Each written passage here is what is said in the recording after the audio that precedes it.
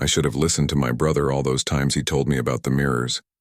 I should have believed him when he said mirrors were like a different dimension, a portal into a bad, horrible alternative reality. But I did not believe him. I thought he was just being a pesky, teasing older brother. That's the way Brandon usually was anyway. Why would I have thought he was really telling the truth? It was just mere days from my 14th birthday. Mom said I could begin wearing makeup when I turned 14. All my friends were already doing so. My best friends Gemma, Rue, Adeline, and Daria had been using cosmetics for months. So, I was always looking in the mirror. Elle would daydream and imagine. Should I use a pink lipstick or maybe something darker? What color eyeshadow? Brown or blue? What went best with green eyes? And if makeup made me look older, should I wear my hair differently? I was always primping. The word surprised when Daniel Luckett asked me to the fair would be a gross understatement. Daniel was the most popular boy in the 8th grade. He was gorgeous. He was captain of the football team. Winning football team, I might add.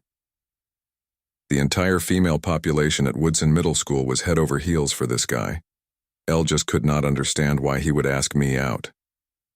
Because you are such a bright, beautiful, and very friendly girl, Brooke, my mom tried to explain. You're my mom, I whined. You're supposed to say stuff like that.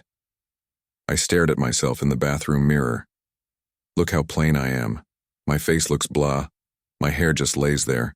I need new clothes. Did you accept his invitation? She asked.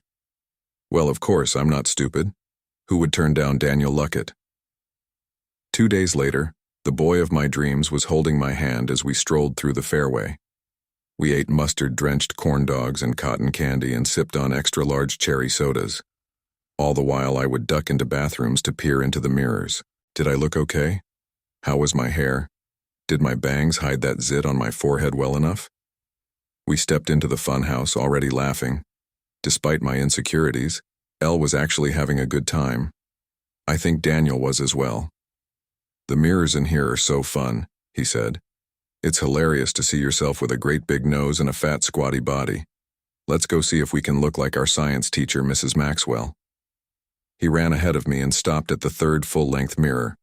He lifted one foot and hopped 2 or 3 times. He waved his arms in the air and stuck out his tongue. Come on, Brooke, give it a try. A huge grin on my face, I walked over to the 2nd mirror. I gazed into the glass, but there was no reflection. This one must be broken. And then, the mirror rippled like a stone's throw on a quiet lake, and a pale hand with arthritic-looking fingers grabbed me around the throat. My brother's words echoed in my ears. And your reflection is protecting you from crossing to the other side. And your reflection is protecting you from crossing to the other side. With a crash and tumble, Elle found myself sprawled on a cold, concrete floor. I was slow to return to my feet and rid myself of the shock and stupor of my surroundings. Hello? I cried. An eerie silence filled my ears. Rubbing my hands together, I walked a few steps and turned a corner. Daniel? I called. Was this some kind of trick? Or a joke? It had to be a joke. My brother and Daniel concocted a mean, cruel joke. They were probably somewhere laughing their heads off right now. I looked up at the wall to my right. Picture after framed picture of me was hanging on that wall. I was plain-faced as usual. I looked hideous. At the end of the hallway stood a white door with a copper doorknob. I reached out and opened it. Quiet and cautious. Daniel? The room seemed to shimmer and ripple just like the funhouse mirror. In the room's center was a white wooden folding chair. Seated on the chair was a girl about my size facing the wall. She was disheveled. Her white outfit was dirty. Her long blonde hair was a tangled mess. I stepped closer. Can you tell me how to get out of here? Elle asked. She turned, slow and methodical. The girl looked exactly like me. Exactly, except for the bright, garish makeup all over her face. Red lipstick, heavy pink blusher, much overdone blue-tinted mascara and sparkly green eyeshadow. My heart leapt into my throat. Ask someone else, she cackled. Ask someone else. She pointed a slender finger toward the left. Ask someone else. Backing from the room, it took pretty much everything I had not to scream. Where had they found someone just like me? Why were they doing this?